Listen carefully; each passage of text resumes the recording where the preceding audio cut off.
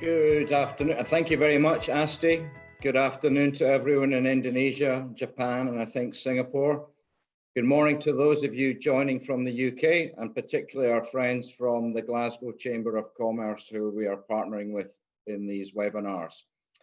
When we formed the Climate Change Focus Group, one of the things we set out to do was to bring global corporate leaders to our membership here, so our membership can hear how multinationals are embracing the sustainability and climate change challenges. A couple of months ago, we welcomed Unilever's leadership team, and today we welcome NTT's leadership team. I have to say that my background in consumer products and real estate, I'm somewhat out of my comfort zone in terms of dealing with IT and communications technology. So I'm very much looking forward to being educated. Equally importantly, NTT are one of the 17 multinationals, also known as Business Avengers, who are leading each of the United Nations sustainability goals. And in NTT's case, they are leading goal number 11, which focuses on sustainable cities and communities. So much of what we'll be discussing today will focus on that. The format of today's event will be a short presentation, followed by a fireside chat, followed by an open Q&A. So please submit your questions anytime using the Q&A function. Our first guest is Andrew Briggs, the Chief Global Business Officer of NTT, which means he is responsible for the sales, profitability, and customer satisfaction, with a specific focus on global and international clients. Andrew was previously Dimension Data's Group Executive for Global Business and was based in South Africa from 1997 to 2008. In 2008, he relocated back to the UK, also with Dimension Data, and subsequently moved into his role with NTT, and correct me if I'm wrong, Andrew, after NTT's takeover and merger of Dimension Data. Andrew, who is from Glasgow in Scotland, holds an MBA from Stirling University, as well as a postgraduate diploma in change agent skills and strategies at the University of Surrey.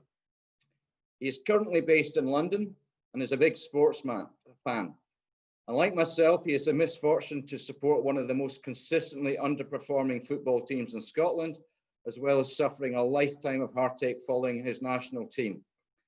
If Andrew is not at his sparky best today, that is probably because, like everyone else in Scotland, he'll be mourning the passing of Diego Maradona, much revered in our homeland, for his hand of God goal against England.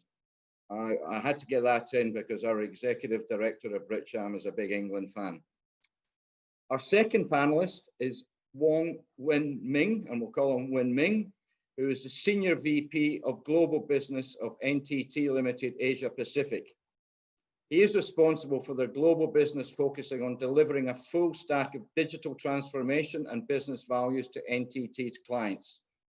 He is also responsible for maximizing the synergy within NTT group of companies to achieve one NTT vision. He has been with NTT for 25 years and has held various country chief executive positions across the region, including Japan, China, Malaysia, and Hong Kong. Prior to that, he was a chief technical officer. Currently based in Singapore, he is no stranger to Indonesia, having visited here on multiple occasions over the years. He holds a first-class honours in electronics engineering from the University of Essex in the UK. Welcome, gentlemen. How are you? Very good. Thank you, Ainsley, and thank you for having us on your webinar today. Thank you very much. I think, Andrew, before we go into your presentation, it might be worth just dwelling on what the UN Business Avengers are, because I'm sure a lot of our participants today are not quite clear on the role of the UN Business Avengers. So perhaps you could just give us a little bit of background to start with. Sure, pleasure, Ainsley. I mean, after the United Nations set the sustainable goals, one of the areas they looked at was how to activate these goals, how to make it come into reality. And they wanted to leverage some of the large corporates in the world to help drive the agenda. So there was the term Business Avenger was formed, and they began to look for organizations to champion each individual goal. And there's actually 17 business Avengers, because I think one of them has 2 goals, because there's 19 sustainable goals, as I think most people will know. And as you said, we were very fortunate to be approached and asked if we would take on being the champion of number 11 sustainable cities and communities, which we're very proud to be doing. I do touch upon it slightly in the presentation, but that's where it comes from. And our role is to both work as an individual organization to drive that goal, but also to work in collaboration, Ainsley, with the other business Avengers to make sure we're maximizing the impact we can have in realizing some of the targets and ambitions that have been set. Okay, thank you. I think Andrew, just to give an introduction to NTT, it might be worthwhile now just going through your presentation, give a flavor of what you're doing, and then we'll go into the Q&A. Thank you, Ainsley. Yes, if we go through to the slides, I've just got a half dozen or so slides just to give you a brief introduction both to NTT and also to our approach on sustainability. So if we go to the next slide, Asti, please. So this is really last year. Some of you may know the NTT brand and company in different ways. Obviously, a very large Japanese-based company, about $106 billion turnover, the whole group is. NTT Limited was formed by bringing 31 businesses together last year. Really, these are most of the businesses outside Japan. So we have 2 operating companies outside Japan, NTT Limited, which Wenming and myself work for, and there's also NTT Data. So within NTT Limited, we brought these 31 businesses together. Within our company, we've got 40,000 employees. We're present in 57 countries, especially a very strong presence across Asia, which Wenming can touch upon. We're of that $106 billion, 11 billion sits in our company. And our client base is mostly the large corporates of the world, as it shows in that slide. And one thing we're very proud of is the large investment we make in research and development. And this links very closely to our focus on sustainability. Last week, we had our annual R&D forum in Tokyo. Obviously, this year, it had to be a combination of virtual, and some people were able to attend in person. But we spend over $3.6 billion a year on research and development, and a large part of that is looking at ways that we can reduce the power usage in networks, in data centers. We've invested significantly in renewable energy because we are a big user of power as an IT company, and we see ourselves having a responsibility to try and reduce that. But we'll touch on that later as well. So if we go to the next slide, Asti, please. And really, our purpose, and we are a purpose-led company, and together we enable a connected future. And we see that's what we try and achieve.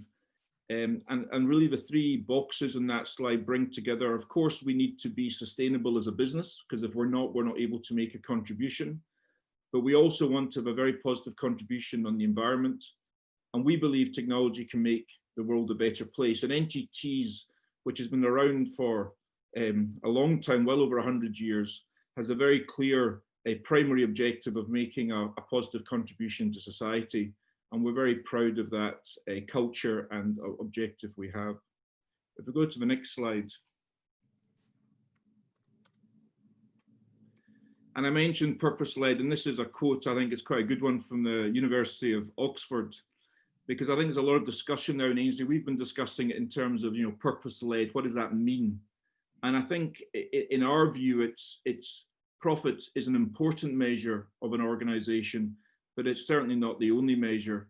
And we believe that in addition to that profit, we want to make sure that we are addressing problems that exist in the people on the planet, and we take a very long-term perspective. And I think that's one of the benefits of the Japanese culture, which we take a longer-term perspective, I think, than other parts of the world. We can move on, Asti.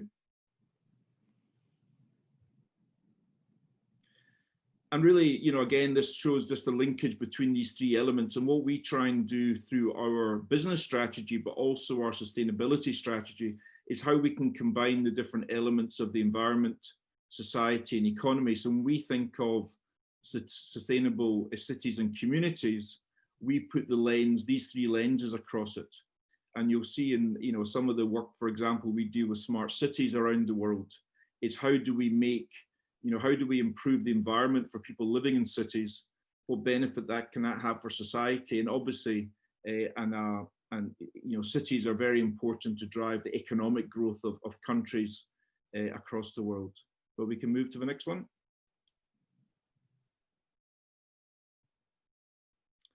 And really here, this brings out the three areas that we focus on.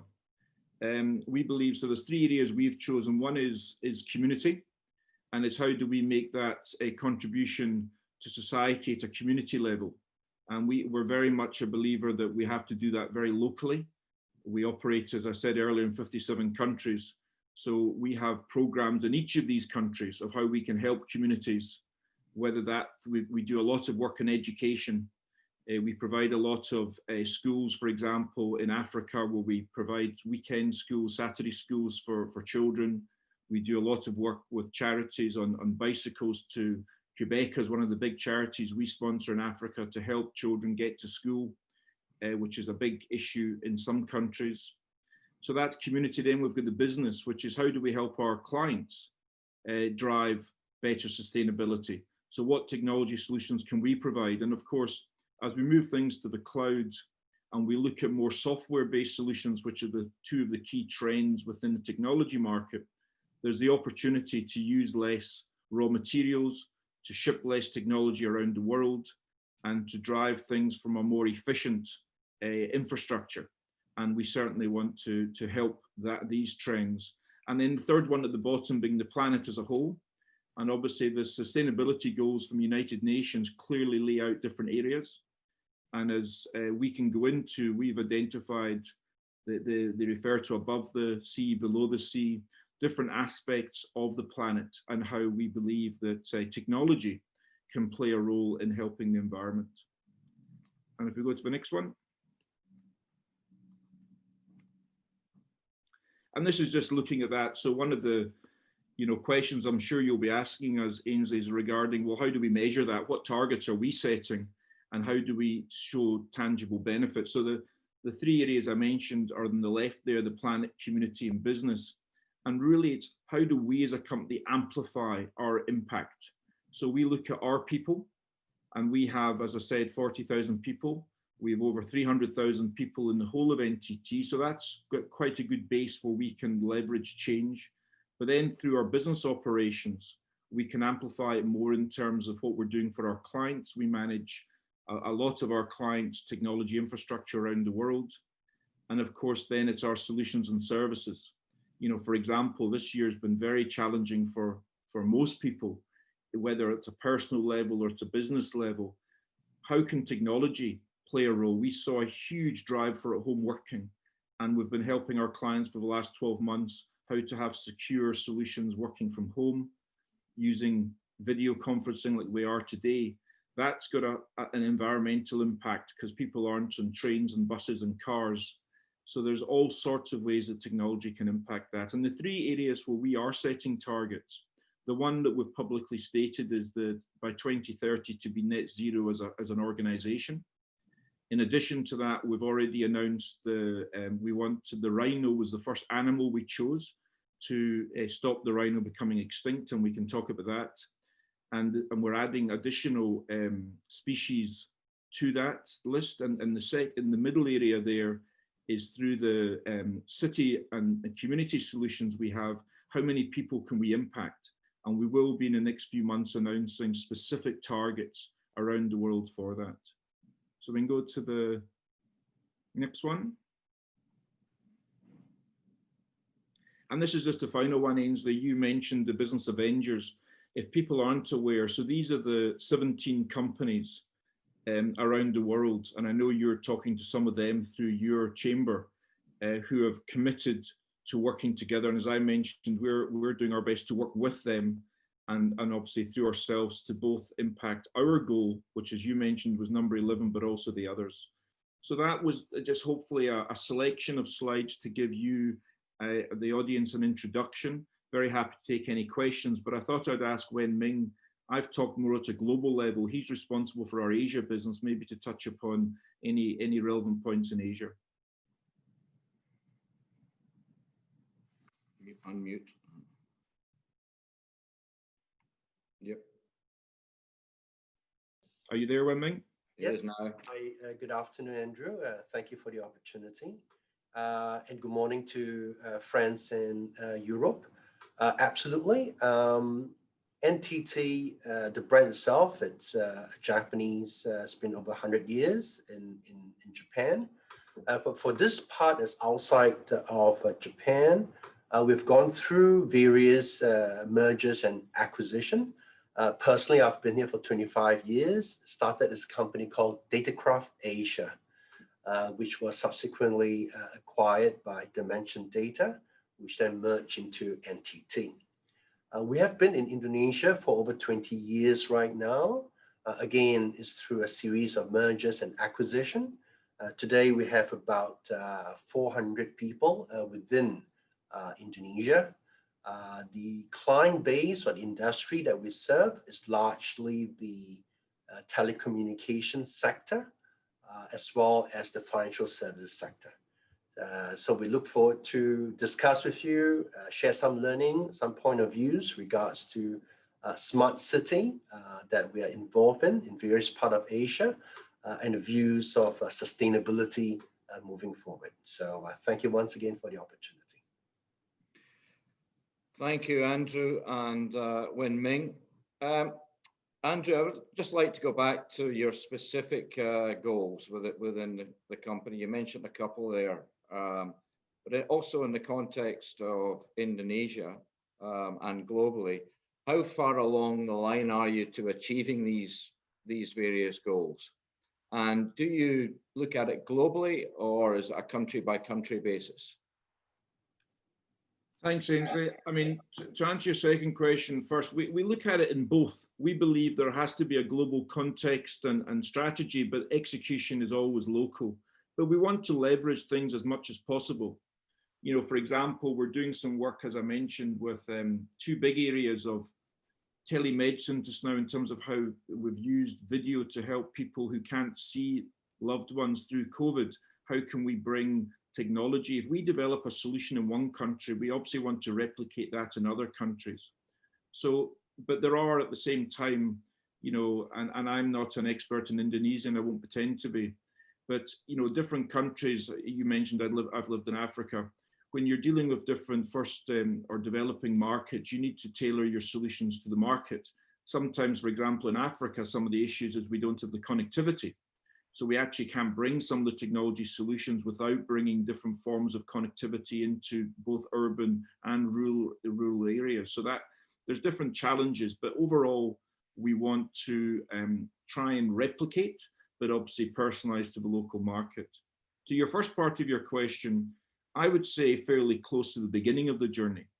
And I know that might be frustrating, but I find it exciting. And I think it's the business Avenger discussion for us came about 18 months ago.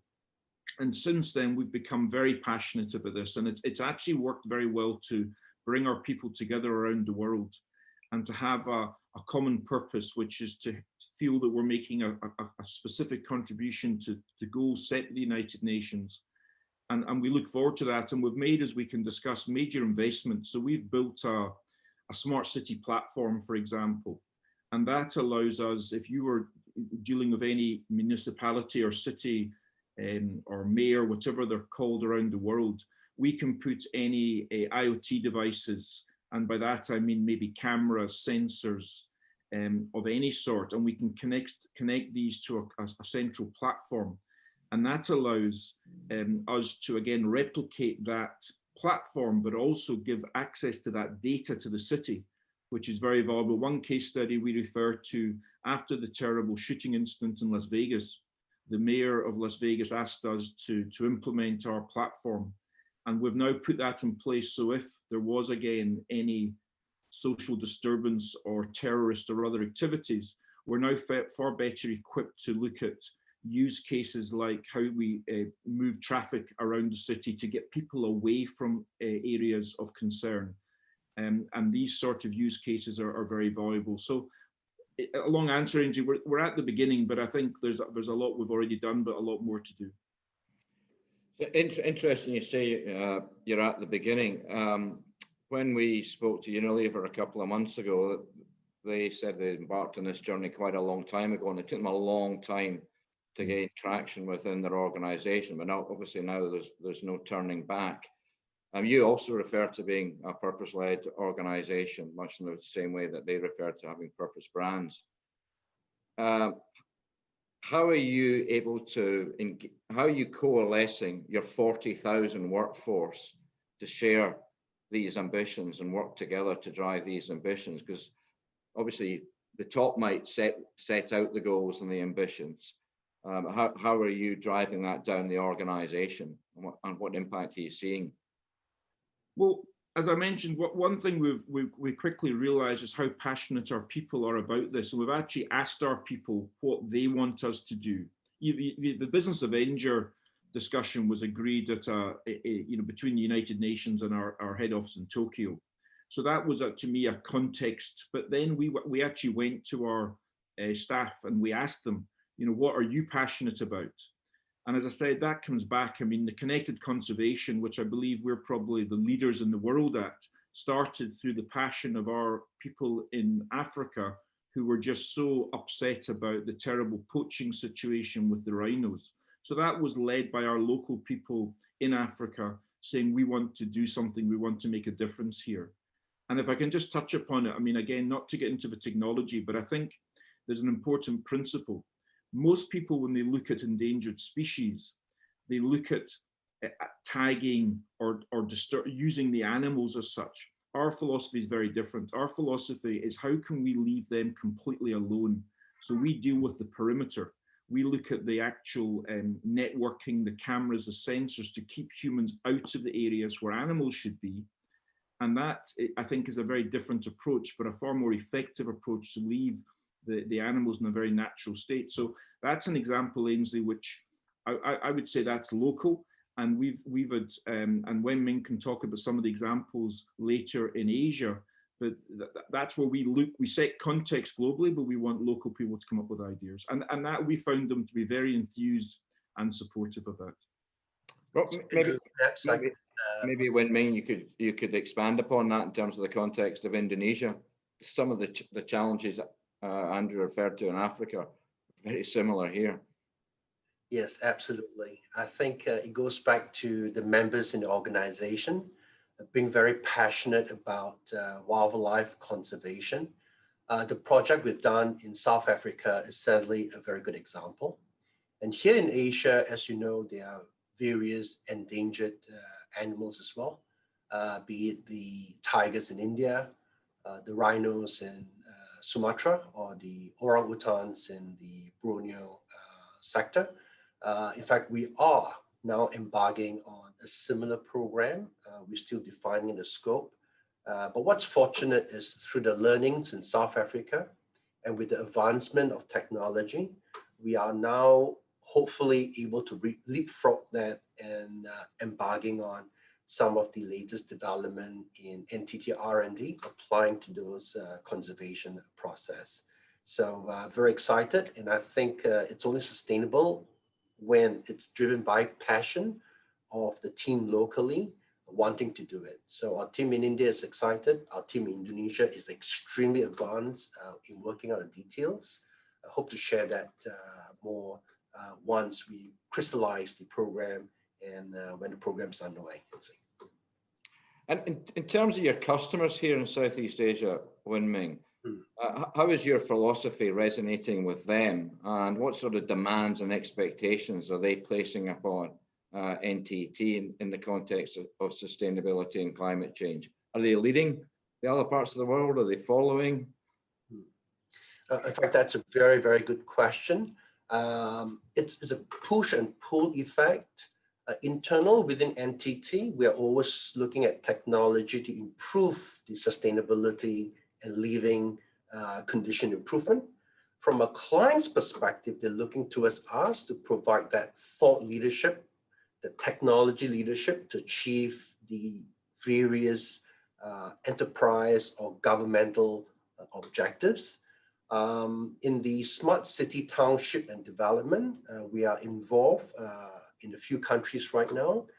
Malaysia, we're in discussion in Indonesia as well with the large enterprises on how we could adapt some of these learnings elsewhere and the R&D into enhancing the living condition in the new township, with the key objective of citizen experience, and most importantly, is this whole sustainability in cost reduction and efficiency of running operation.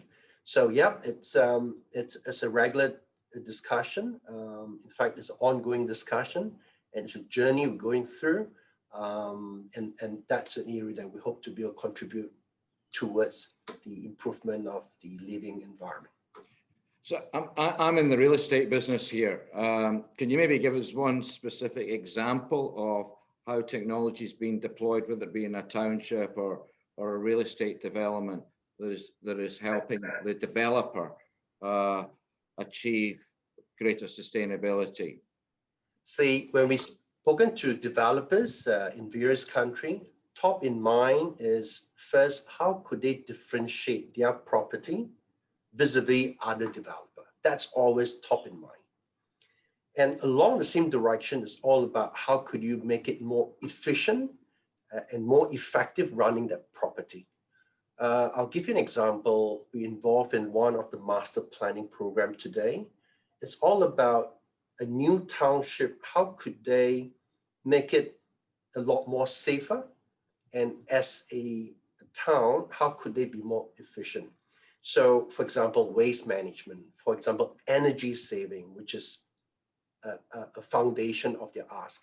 How could they make sure that the energy is optimized so that when the traffic condition within the city or the building or the offices are reduced, the electric saving itself would be minimized. And I think the return on investment itself is quite apparent and it's easy to compute. So if I were to have a chance to speak to you as a developed property, absolutely, we do have a few areas, a few ideas we thought would be very appropriate for the Asia Pacific market. So would that be a case of you're using data to say manage the allocation of the power distribution at the right time to the right place, etc.? Absolutely. I think as Andrew mentioned, the Internet of Things, the collection of data point, the sensors in the buildings and the vehicle, in the traffic, I think those are easily implemented. But the biggest challenge, how do you collect those data? The big data, how do you make sure that it is of value? How do you rationalize it? How do you correlate it? How do you normalize it to make sense of value to it?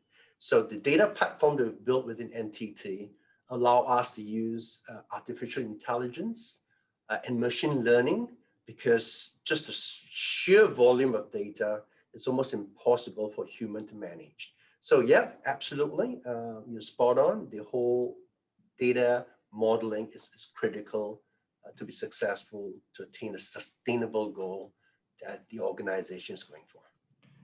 And you run data centers in Indonesia? Yes, we do. And do they run it? How much power does a data center consume? And do your existing data centers run on renewable energy? So yes, your first question is spot on. The data center consume perhaps the highest power in the industry. Now, having said that, NTT is working on renewable energy to power a data center. I must say it's not all data center today, but some of the more advanced are working towards utilizing it today. So in Indonesia, not quite there yet, but absolutely that's the aspiration of the organization towards using renewable energy to power the data center. And that would be dedicated renewable energy for your own operation, or be drawing off a grid? If I can maybe add, Ainsley, just to give you some context, I mean, it varies around the world. In Japan, we've actually made significant investments in our own renewable infrastructure, because I think the point you're getting at is we're seeing a lot of requirement for not just buying renewable on a consumption basis, but actually investing upstream in some of the production. So in Japan, we've made specific our own investment in renewable infrastructure. In other countries, I'm personally involved in some of the negotiations just now to buy renewable energy. It's not as easy as it sounds, because actually it's not available in all countries to us. We have about 240 data centers around the world. We're the third largest owner of data centers. But what I would also say is data centers aren't necessarily a bad thing, because a data center, instead of hundreds of organizations having their own small data centers, can actually be more efficient from a power point of view. And as I mentioned, probably our biggest R&D project just now is looking at how we can use new networking technologies, including optical and different technologies, to reduce the power that connectivity uses. But we have negotiated renewable contracts in some countries, and we're actively looking. We've got a global sourcing business, and I'm working with them just now to look at how we can maximize our consumption of renewable energy. So it's, to Wemming's point, it's an objective. We've achieved it in some countries and working on it in others. I also want to touch on something else to do with land use, where technology might be able to help. And certainly in the context of Indonesia, if I look at climate change, you don't have to look very far to understand the enormous pressures on land use this country faces. Population is growing quickly. How can communication technology or IT help address these challenges, particularly in the context of agriculture? Here in Indonesia, many smallholders. So even if technology is available, is it available at a cost that is affordable to the smallholders? So if I can, Andrew, to start with, this is a very interesting topic that's being discussed at great length today. So let me start by responding to the first question. I think the angle that we should be looking at is how could we improve productivity per square unit? A unit as in could be a warehouse, a square kilometer of land, or a production environment. To improve the productivity per unit, our role in the aspects of technology is to use, again, the Internet of Things by making sure that we place suitable sensors and suitable modeling. We can maximize the yield or production per unit of farmland or production environment. So from that perspective, the data modeling, the sensing, the immediate reaction to changes in environment, and therefore tune the parameters to optimize that growth is an area of focus. So that's from a production standpoint. The other angle of your question was, how could communication and IT assist in the broader piece? And how could we make it accessible to even the Soho, the family business, and the farmland? Now, it's pleasing to see that we are involved in some projects where we could assist even a family business producing a unique produce. And the produce could be publicized using their smartphone, which Indonesia has probably the highest population of smartphone. A device that you could either take a video or a photo, put it on the internet, and they could reach out to any buyers globally. So I guess the entire supply chain from a rural area in a family business or even a big corporate enterprise could now reach out globally through this entire supply chain. Now, how do you make that happen?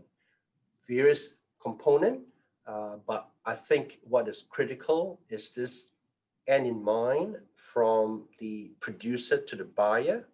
And in fact, we could give you, for example, a supply chain project involved making sure that the common interest is met, transactions are done and paid electronically, and the shipment are done in the best local means of transportation.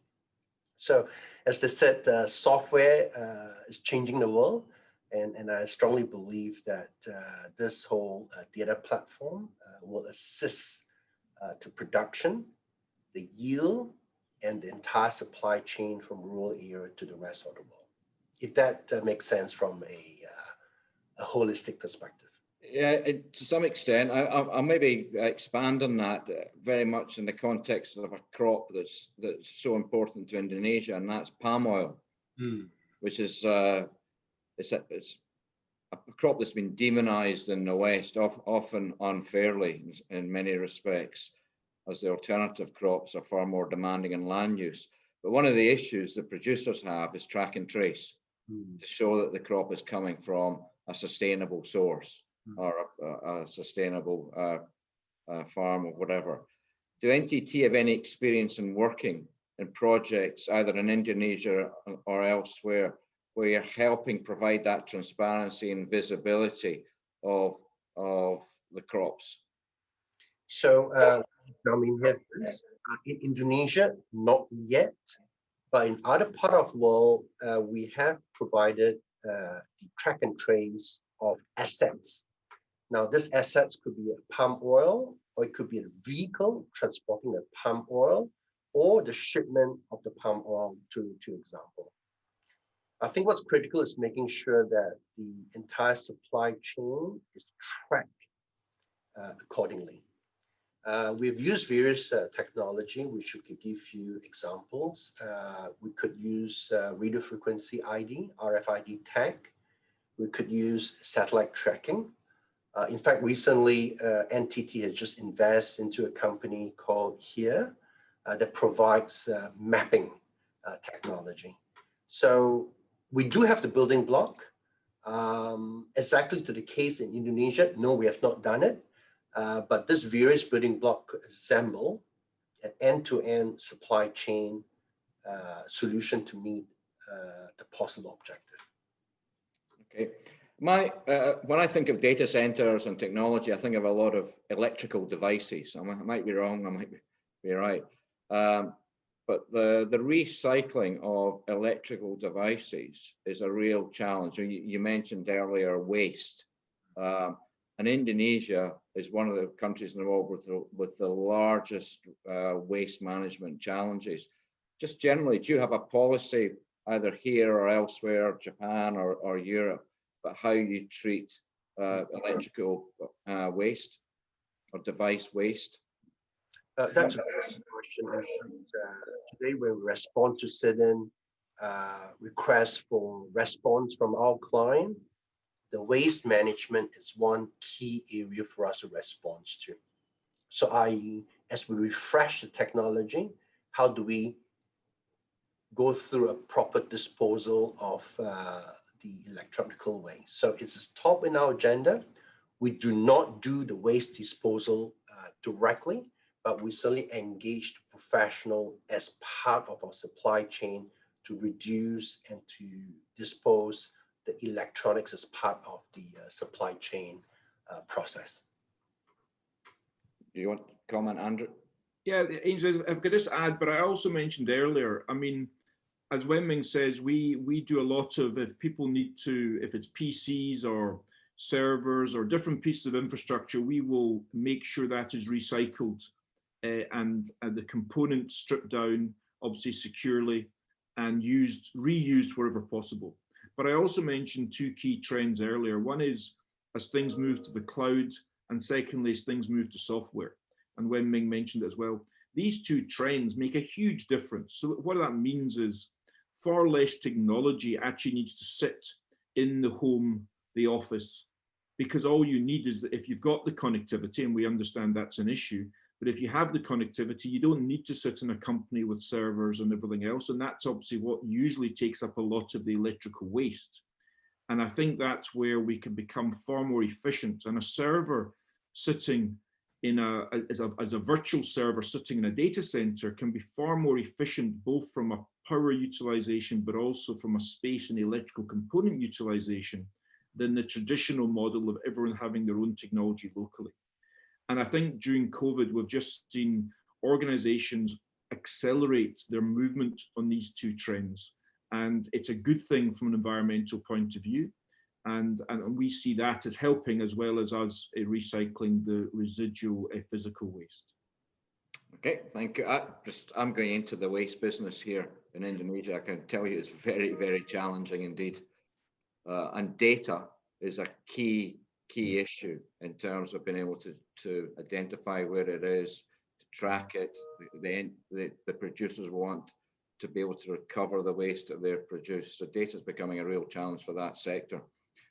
Andrew, we've got a couple of questions back on the business Avengers. The first one here is from Nancy Judith Cromar, and she asks, to what extent are NTT as business Avengers responsible for driving the agenda for achieving Sustainable Goal 11 as a company, as opposed to coordinating the work of many other organizations to achieve the goal?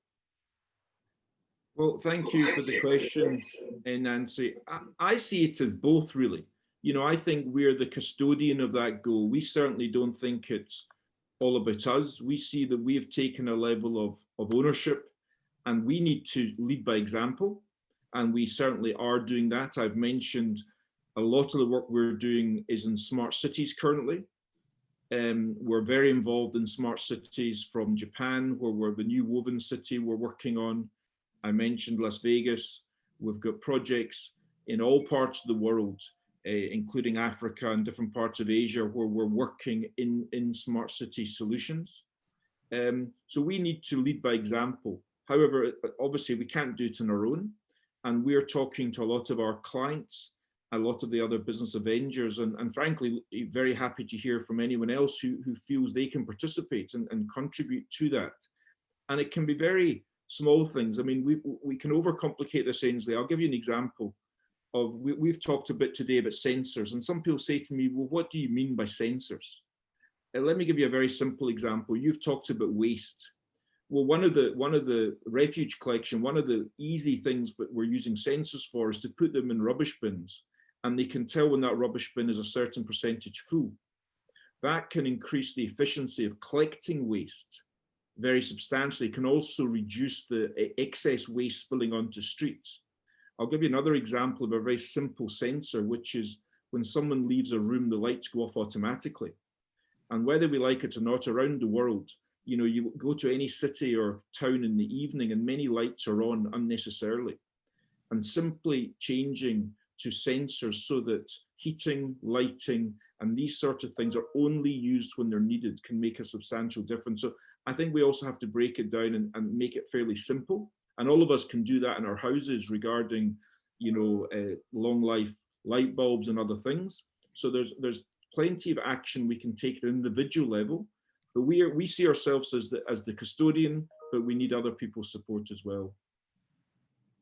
Okay, thank you. Now I believe we have a guest coming in from Japan. Katayama-san, how are you? How are you? Can you see me? We can see you. Yes. Okay. Katayama-san and I go back quite a long way, and I should let Andrew know that Katayama-san many years ago was the best Japanese darts player in Edinburgh, if I recall. That's where he learned his English. Thank you. So great to see you very much for so many years, and thank you for joining today. You got a question for the guys? Yeah, just thank you very much for your presentation, and it's great to see NTT take the lead of SDGs 11. And I have one question about one very simple question is giving the climate change in a conference in part is focused more on government commitment. Do you think business can take more lead for the conference next year in Glasgow? Yes, well, a short answer, Katayama-san, is absolutely yes, and thank you for your question. And I'll remember never to challenge you to a game of darts. But I think we obviously, as a native of Glasgow, I'm very proud that our city will be hosting the conference, and I'm hoping, and we're certainly supportive of the objectives set at a global level, and we're hoping that all countries participate. And I think with recent changes in America, we're hoping that we see more support from the other side of the Atlantic as well. But I think we can't rely upon governments. To my mind, governments must set policy, and governments need to create an environment, but organizations can play a critical role. And I think that's what the Business Avengers is all about. It's all about asking the companies who have the resources, the people, the assets, the reach in terms of our communication, messaging, and brands to activate our staff. But in addition to that, to amplify that into the communities which we operate in, and the communities as a whole. And so I believe strongly that companies not just can, but should take a leading role to drive the agenda, because I don't think governments on their own will be successful. And I think the issues the planet faces are too critical to leave it to just the governments. What do you think? Yeah, I think that it's a great challenge, and then I think many government also has to change their mind, to the more SDGs type of thinking, but also business has to take a lead. And in order to take a lead, I think it's a similar question to from Nancy, and I think can NTT persuade, convince other tech company or communication company like AT&T and then so on, and also some tech company like Tesla. Tesla started some business for air conditioning using their battery technologies, using their AI technologies. I know NTT has capable for ICT AI field, but also execution, like you said, very local decision is involved, and also local companies has to take a lead too. So do you think you can convince those people as a business point? I think so, certainly. And I think Wen-Ming touched upon this. Our clients are demanding it of us. I think, it used to be optional. Like, we'd like to hear, maybe if we received our RFP, they would ask the last question, could you tell us some of your view on sustainability? In my experience, and I obviously can't discuss individual clients, but I've had a major client just in the last week I've been talking to, which it was not optional. It was about renewable energy, and it was, unless we used renewable energy for their requirements, we would not win the business. So I think actually it's, and I think that's a great positive. So I think we have to drive and take steps forward, but I think many companies are now realizing both their own culture and their own people, but also for their reputation and for their attraction of customers and staff. It's no longer optional. I think, and many companies have come to that conclusion, and I think we can now all work together to drive it forward. I think NTT is the best, partner for everybody, because through communication. So you have a company named NTT Communication in Japan. So yes. I hope you can make a great job for that. Thank you very much. Oh, great. Thank you.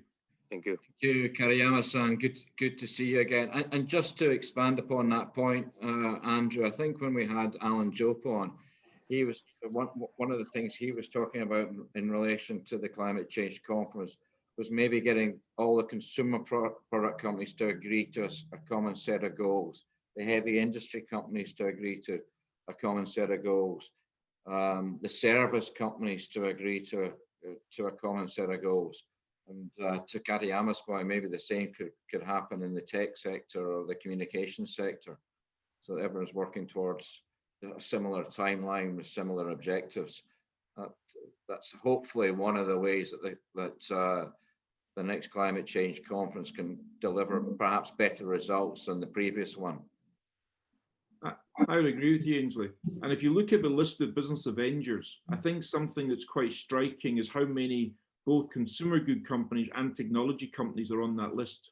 So you mentioned two sectors, and our industry by nature, we have to work with each other because we connect every day. So for example, whether it's in the cloud space, obviously people will think of AWS, Microsoft Azure, Google, Alibaba.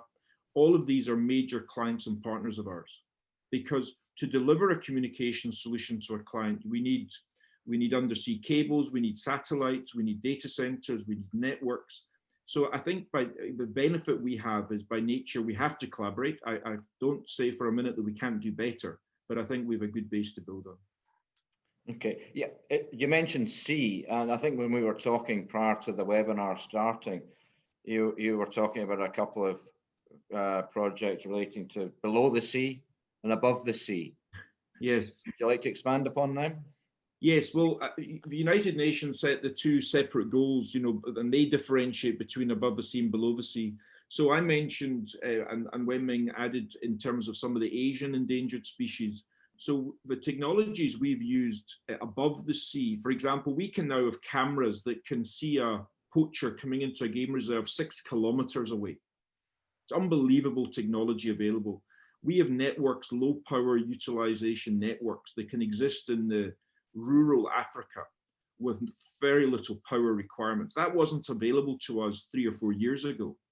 Under the sea, as you mentioned, we're looking at a couple of endangered species right now. And the Connected Conservation Foundation, which we've been part of setting up as a charity in London, is prioritizing some of the species. And we're going to announce at least one under the sea species. And again, I'm not technically enough to explain it, but it's amazing to me that we can use some technologies that can also keep the animals safe under the water and keep human predators. We're not talking about other predators in the animal world. We're talking about how to protect them from human intervention under the seas, and we'll be announcing that in the coming months. Thank you. I'd like to now go from Japan to Glasgow. Cheryl, are you there? Yes, I'm there. Hi, everyone, and a huge thank you for the presentations this morning, and to Ainsley and the team for organising. It's been a fascinating morning for us, an afternoon for you. I really actually wanted to... Can you just mention to Andrew and Wenming what you do at the chamber, because it's somewhat relevant to this? Yeah. No, absolutely. That was just where I was going. So as part of Glasgow Chamber of Commerce, we have a particular interest in helping businesses to accelerate their circular economy ambitions. So we are very much using circular economy as a real sort of way to drive climate change and to drive the kind of net zero agenda as a real sort of way to try and move that forward, particularly from a business perspective. But Glasgow itself does have a real ambition in becoming a leading circular economy city. And obviously with COP coming to Glasgow next year, we're delighted that sort of gives a real sort of impetus for Glasgow. So from me and from our perspective, I was keen to sort of build on sort of previous question around COP in terms of, do you have any particular hopes and aspirations for COP itself from a business perspective? And given the sort of focus of this morning's very much from a Chambers of Commerce perspective, how do you feel Chambers can support individual businesses in realising some of their targets? You know, technology is a huge innovator and driver for this, but how do you see that? How do you see Chambers being able to support businesses individually? Okay, well, thank you, Cheryl. I'll certainly respond, and Wenming can add to anything he wants to. I mean, to your last point, it's to me, it's the same as the government comment I made. I think chambers have a critical role to play because solutions are best brought that are replicated and shared and learnt from between organisations, and organisations aren't always the best at talking to each other. And I think that's a fact of business competition and dynamics, especially in markets with competitive businesses.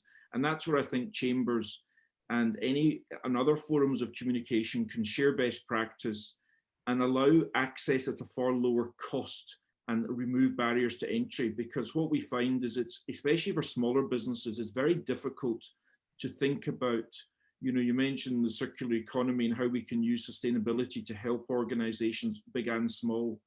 And I think it's about sharing information.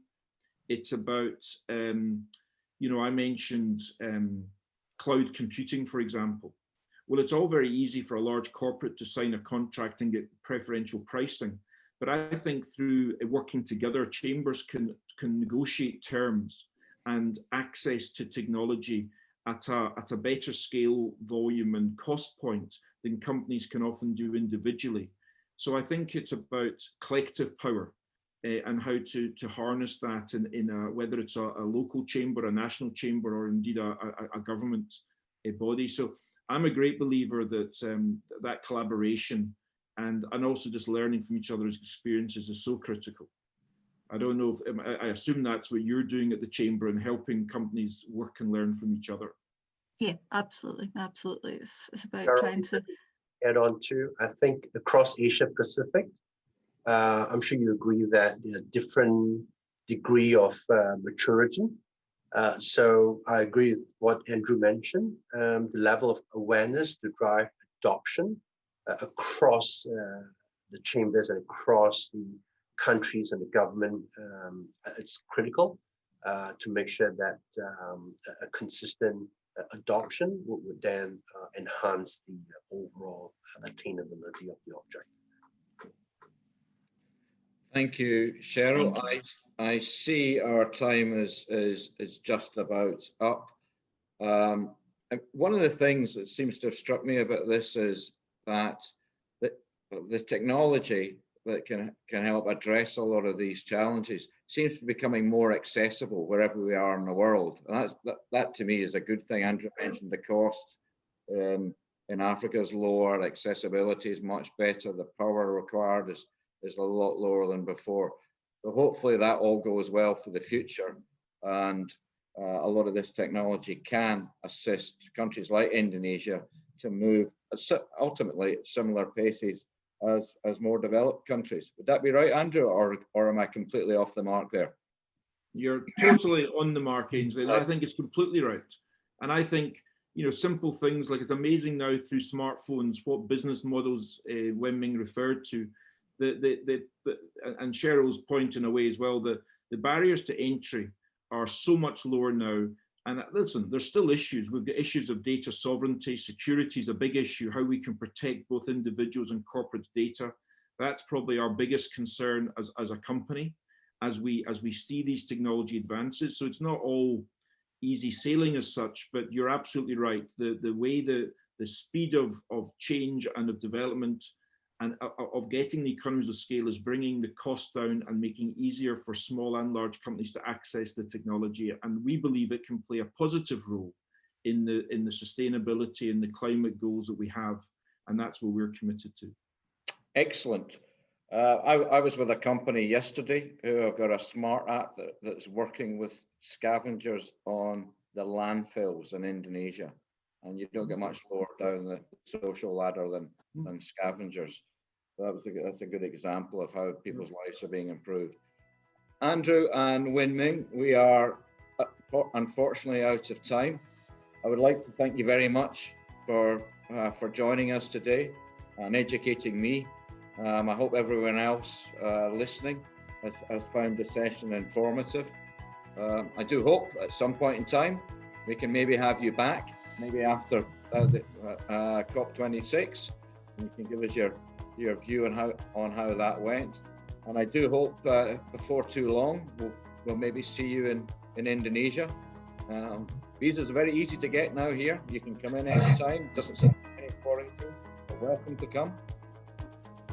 Thank you very much for having us, Ainsley, and I look forward to hopefully visiting Indonesia again soon. But thank you everyone for your time. Thank you. And thank you everyone for joining. Thank you very much. Have a good day. Thank you. Thank you.